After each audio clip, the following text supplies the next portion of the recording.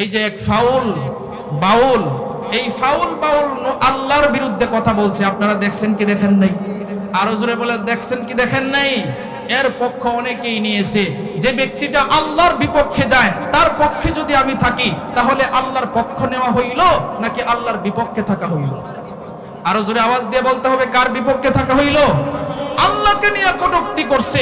আমি মুসলমান, আমি যদি আসলেই সাচ্চা মুসলমান হয়ে থাকি, আমি যদি আসলেই মুসলমান বাপের ঘরের সন্তান হয়ে থাকি, আমি কোনো দলমত দেখব না, আমি কোনো কিছু ডানে বামে তাকাবো না। আল্লাহরে নিয়ে কথা বলছে, সেখানে ভিন্ন কোনো কথা হতে পারবে না। কথা ঠিক কিনা বলেন? তাহলে বোঝা গেল, যারা আল্লাহর বিপক্ষে কথা বললো তাদের পক্ষে অবলম্বন করে তাদের বাপ মার বিষয়টাও আমরা চিন্তা ভাবনা করে দেখতে হবে। কথা ঠিক কিনা বলেন? এই জন্য মনে রাখতে হবে, আল্লাহর বিপক্ষে যদি কেউ যায়, মাদ্রাসার বিপক্ষে যদি কেউ যায়, নবীর বিপক্ষে যদি কেউ যায়, কোরআনের বিপক্ষে যদি যায়, তার কখনো ছাড় হবে না। জীবন দিতে হয়। রাজি আছেন? আব্দুল আল্লাহরে দেখায়া দেন। নারায়ে তাকবীর, নারায়ে তাকবীর। ইসলামের শত্রুরা, ইসলামের শত্রুরা, নারায়ে তাকবীর। সকলে বলেন মারহাবা, আরো জোরে বলেন মারহাবা। এই জন্য আমরা হুঁশিয়ার থাকবো কি থাকবো না? আরো জোরে বলেন, থাকবো কি থাকবো না? মনে রাখতে হবে, যে যাই করি না কেন, আল্লাহ বলছেন কুল্লু নাফসিন যায়িকাতুল মাউত। এই জন্য মনে রাখতে হবে যে আল্লাহকে আমি খুশি করব। এই জন্য যদি আমার দল বেজার হয়, আমার কোনো কষ্ট রাখা যাবে না। আমি আল্লাহকে রাজি করব। এই জন্য যদি আমার কোনো নেত্রী অখুশি হয়, আমার কোনো বেজার হওয়া যাবে না। আমি আল্লাহকে খুশি করব। এই জন্য যদি আমার বাপ অখুশি হয়, এই জন্য আমাকে অখুশি হইতে হবে না। আমি আল্লাহকে খুশি করব। আল্লাহকে খুশি করার জন্য আমার সব কিছু যদি বেজার হয়ে যায়, এরপর আমি পিছপা হব না। আমি খুশি করব কাকে? আরো জোরে বলেন, কাকে খুশি করব? দলকে আগে নাকি আল্লাহকে আগে? আরো জোরে বলেন, আল্লাহকে আগে না দলকে আগে? এই জন্য মুসলমান মনে রাখতে হবে, আমরা মুসলমান, আমরা মুসলমানের সন্তান। এই জিনিসটা মনে রাখবো, যে দলই করি না কেন, যে আমার দল আগে না, আমার আল্লাহ আগে, আমার ধর্ম আগে। আমার ধর্মের বিরুদ্ধে যদি কোনো কথা যায়, আমার ইসলামের বিরুদ্ধে যদি কোনো কথা কেউ বলে, আমার কোরআনের বিরুদ্ধে যদি কেউ কথা বলে, আমার মসজিদ মাদ্রাসার বিরুদ্ধে যদি কেউ কথা বলে, তার ব্যাপারে কখনো ছাড় হবে না। কথা ঠিক কিনা বলেন? আজকে আমরা সমাজের মধ্যে দেখতে পাই, বাউল নামের ফাউল কিছু আছে। কথা ঠিক কিনা বলেন? আছে না নাই? অনেক দিন ধরে শিরকি কথাবার্তা তারা বলে, আমরাও বিভিন্ন মাহফিলে তাদের ব্যাপারে কথা বলি, কিন্তু আল্লাহ ছাড় দেয় কিন্তু ছেড়ে দেয় না। কথা ঠিক কিনা বলেন? এমন এমন কথা টিটকারি বসে বলে, এমন এমন কথা বলে, মনে হয় তাদের মতো কোরআন হাদিস জান্নাওয়ালা মনে হয় পৃথিবীর মধ্যে আর কেউ নেই। কথা ঠিক কিনা বলেন? এই যে এক ফাউল বাউল, এই ফাউল বাউল আল্লাহর বিরুদ্ধে কথা বলছে, আপনারা দেখছেন কি দেখেন নাই? আরো জোরে বলে, দেখছেন কি দেখেন নাই? এর পক্ষ অনেকেই নিয়েছে।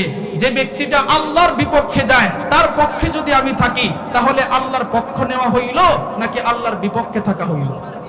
আরো জোরে আওয়াজ দিয়ে বলতে হবে, কার বিপক্ষে থাকা হইল? আল্লাহকে নিয়ে কটূক্তি করছে।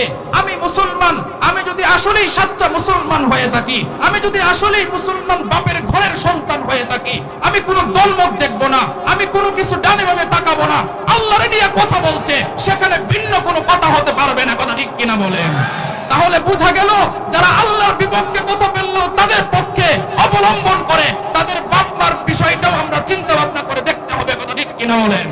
এই জন্য মনে রাখতে হবে, আল্লাহর বিপক্ষে যদি কেউ যায়, মাদ্রাসার বিপক্ষে যদি কেউ যায়, নবীর বিপক্ষে যদি কেউ যায়, কোরআনের বিপক্ষে যদি যায়, তার কখনো ছাড় হবে না। জীবন দিতে হয়। রাজি আছেন? আব্দুল আল্লাহরে দেখায়া দেন। নারায়ে তাকবীর, নারায়ে তাকবীর। ইসলামের শত্রুরা, ইসলামের শত্রুরা, নারায়ে তাকবীর। সকলে বলেন মারহাবা, আরো জোরে বলেন মারহাবা। এই জন্য আমরা হুঁশিয়ার থাকবো কি থাকবো না? আরো জোরে বলেন, থাকবো কি থাকবো না? মনে রাখতে হবে, যে যাই করি না কেন, আল্লাহ বলছেন কুল্লু নাফসিন যায়িকাতুল মাউত। কথা সঠিক না বেঠিক? আল্লাহ বলছেন সকল প্রাণীদেরকে মৃত্যুর স্বাদ গ্রহণ করতে হবে। আল্লাহ রাব্বুল আলামিন কাউকেই ছাড় দিবেন না। সুতরাং আপনি মাওলানা সাহেব হন, আর ইমাম সাহেব হন, আর খতিব সাহেব হন, আর মাদ্রাসার শিক্ষক হন, আর মেম্বার হন, আর চেয়ারম্যান হন, এমপি হন, মন্ত্রী হন, স্বরাষ্ট্রমন্ত্রী হন, আর প্রধানমন্ত্রী হন, কাউকেই কিন্তু আল্লাহ ছাড় দিবে না। কথা ঠিক কিনা বলেন? হ্যাঁ, আপনার পক্ষে যদি আপনার নামের সাথে যদি মুসলমানের অবস্থা থাকে, মুসলমানের ঠিকানা থাকে, তাহলে আপনি যদি উল্টাপাল্টা করেন, মুসলমানের পক্ষে যারা না থাকে, আল্লাহর পক্ষে যারা না থাকে, তাদের পক্ষ যদি আপনি অবলম্বন করেন, তাহলে তো আমরা বুঝবো যে আপনার ব্যাপার স্যাপারে একটু কথাবার্তা আছে। কথা ঠিক কিনা বলেন? এই জন্য মনে রাখতে হবে, মুসলমান খুশি করতে হবে কাকে? আরে জোরে বলেন, খুশি করতে হবে কাকে? এই জন্য সাবধানতার সাথে আমাদের পা আগাইতে হবে। আমি আপনাদেরকে বলবো, আপনাদের যে দল মন চাই করেন, যেটা ভালো মনে করেন যে আমাদের জন্য এটা ভালো হবে, তবে এই কথাটা মনে রাখবেন যে আল্লাহর পক্ষে যারা থাকবে, নবীর পক্ষে যারা থাকবে, কোরআনের পক্ষে যারা থাকবে, মসজিদ মাদ্রাসার পক্ষে যারা থাকবে, আলেম ওলামার পক্ষে যারা থাকবে, আমরা তাদের পক্ষে আছি। কথা ঠিক কিনা বলেন? সকলে রাজি আছেন তো ইনশাআল্লাহ? খুশি করতে হবে কাকে? আরো জোরে বলেন, কাকে?